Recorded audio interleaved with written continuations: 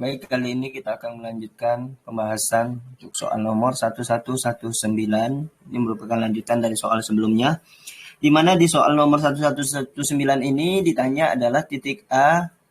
Di soal ini disebutkan ya, titik A dan titik B ini terletak pada lingkaran satuan. Yang ditanyakan tentukan tan V1, begitu, yang B-nya tentukan tan V2, kemudian yang C-nya masukkan koordinat titik B-nya. Nah, bisa kita lihat dari gambar yang tersedia di soal, itu titik A-nya adalah akar 3 per 2, 1 per 2. Nah, jadi dia berada di kuadran 1, titik A-nya ini. Kemudian yang ditanya adalah tangen. Nah, sebelum kita masuk ke tangen, kita ketahui dulu bahwa cos itu X, yaitu akar 3 per 2, dan sin-nya adalah 1 per 2. Nah, jadi bisa kita lihat, walaupun sebenarnya kalau dilihat dari gambar ini kayaknya tidak tepat ya posisi A-nya di situ, harusnya agak ke bawah, di mana akar 3 per 2 itu harusnya mendekat ke X, harusnya ya, tidak posisinya seperti itu. Tapi kita lanjutkan saja, karena diketahui cos sama sin-nya, maka kita bisa mencari tangennya. Tangennya ini sangat mudah sekali, yaitu tinggal dibagi saja sin yang sudah kita ketahui dengan cos. Jadi untuk tangen ini kita langsung bagi aja Y per X. Nah, di situ langsung tangen itu adalah Y per X, Bapak Ibu, untuk mencari jika koordinatnya sudah diketahui. Maka langsung saja sin V1 per cos V1, yaitu di soal ini adalah setengah per akar 3 per 2. Nah, jadi untuk membagi ini, kita karena sama-sama per 2, kita ambil saja pembilang masing-masing dari setiap sin sama cosnya, yaitu 1 per akar 3. Kemudian karena menyederhanakan penyebutnya itu tidak boleh bilangan akar, maka kita rasionalkan penyebutnya sehingga dapat akar 3 per 3. Jadi tangen V1-nya adalah akar 3 per 3. Nah, kemudian yang ditanya yang B-nya adalah tentukan tangen V2.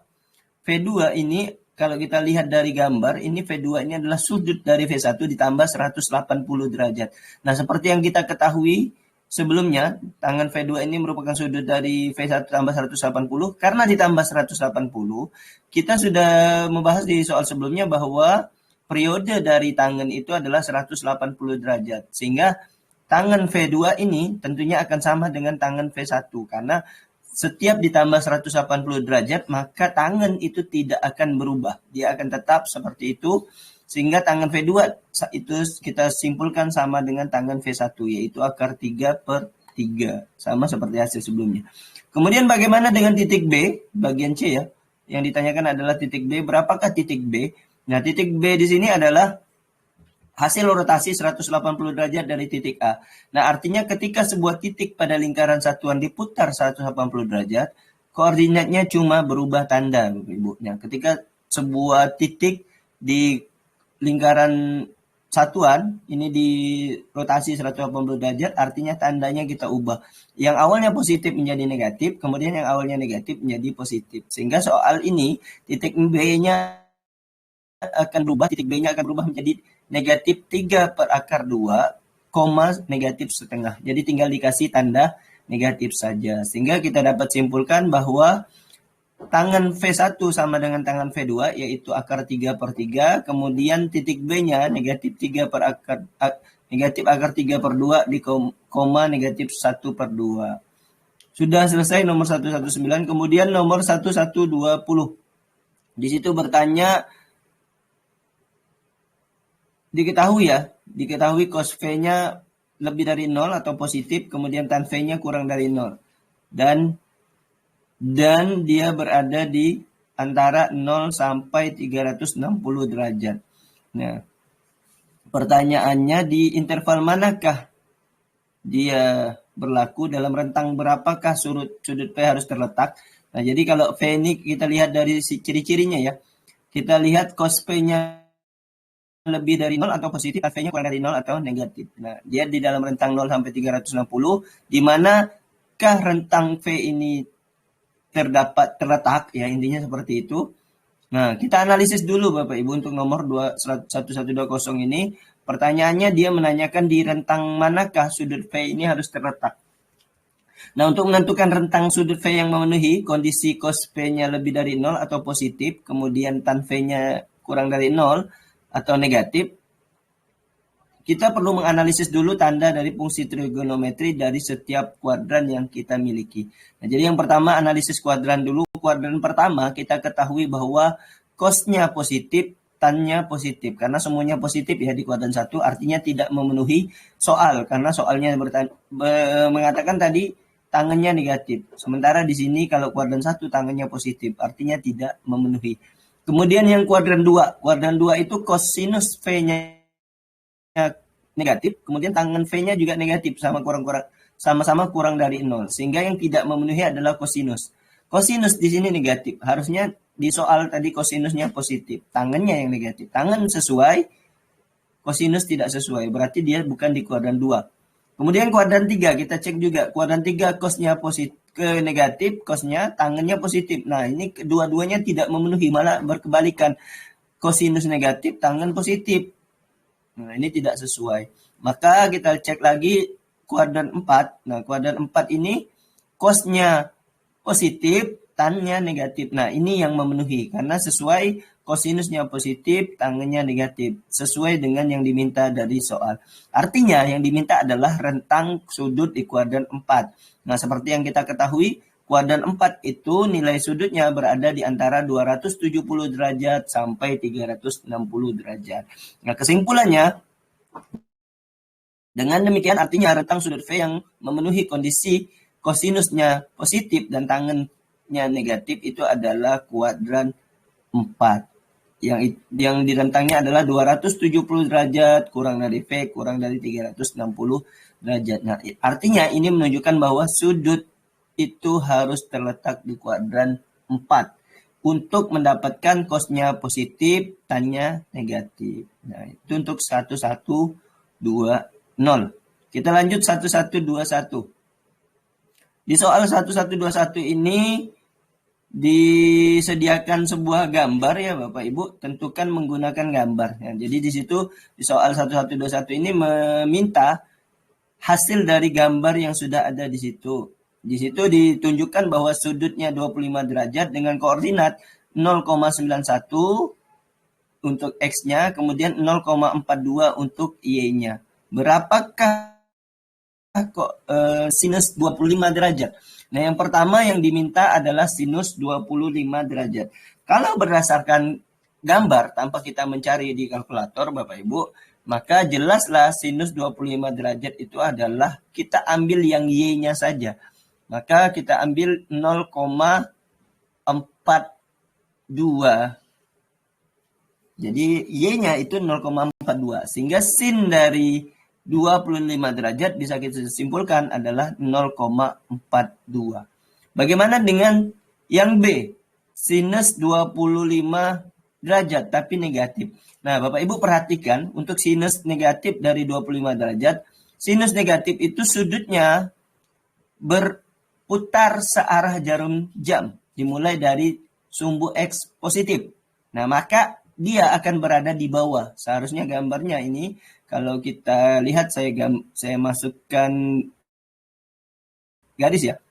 Insert, shape. Nah, kalau kita lihat dia harusnya seperti ini Bapak Ibu. Nah,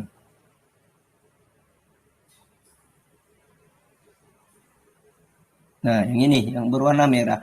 Nah, jadi harusnya ketika kita berbicara tentang sin negatif 25 derajat yang B, maka dia akan berputar seperti yang digambar, itu dia posisinya di bawah.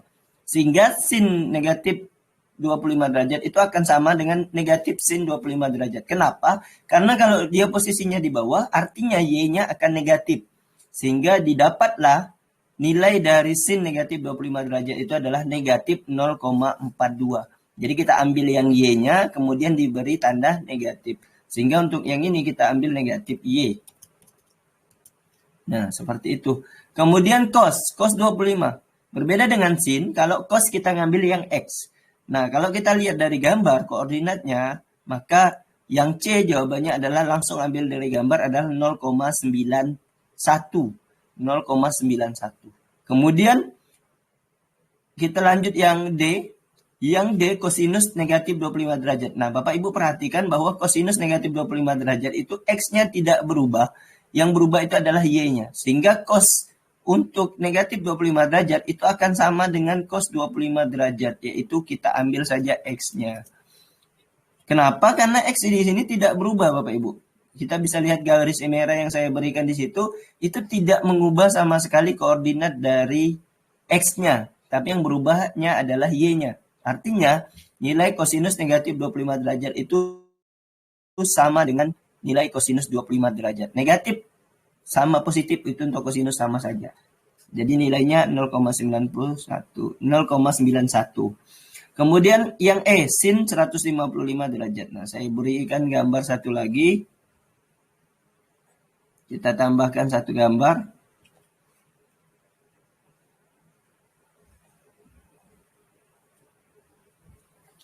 (155 derajat. Nah, dia akan berada di sini.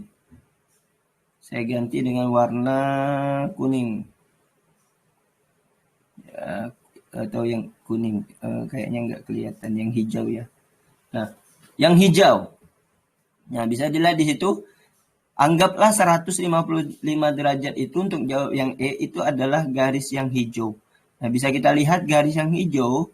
Itu kalau kita lihat berdasarkan X-nya. Untuk sin 155 derajat ya. Sin 155 derajat artinya kita mengambil X-nya. X-nya, kalau sin itu Y-nya. Maka kita bisa lihat Y di situ untuk yang hijau itu tidak berubah. Maka sin 155 derajat itu sama dengan Y-nya saja. Kita ambil Y-nya dari gambar adalah 0,42. Bagaimana dengan cos? Cos untuk 155 derajat ini yang menjadi negatif karena dia sebelah kiri. X itu sebelah kiri dia akan negatif. Maka dia akan menghasilkan negatif X. Atau yang F jawabannya adalah negatif 0,91. Nah, 0,91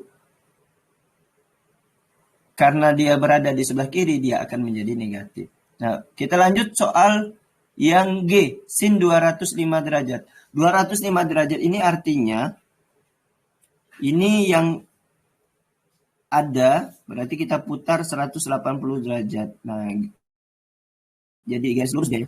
Garis lurus, kemudian saya ganti dulu warna biru. Nah, kita lihat garis yang sekarang warna biru. Nah, garis biru itu 25 derajat ditambah 180 derajat. Sehingga dia akan lurus ke bawah menjadi 205 derajat. Bagaimana dengan sin dan cosnya? Terlihat bahwa dia akan menjadi negatif kedua-duanya.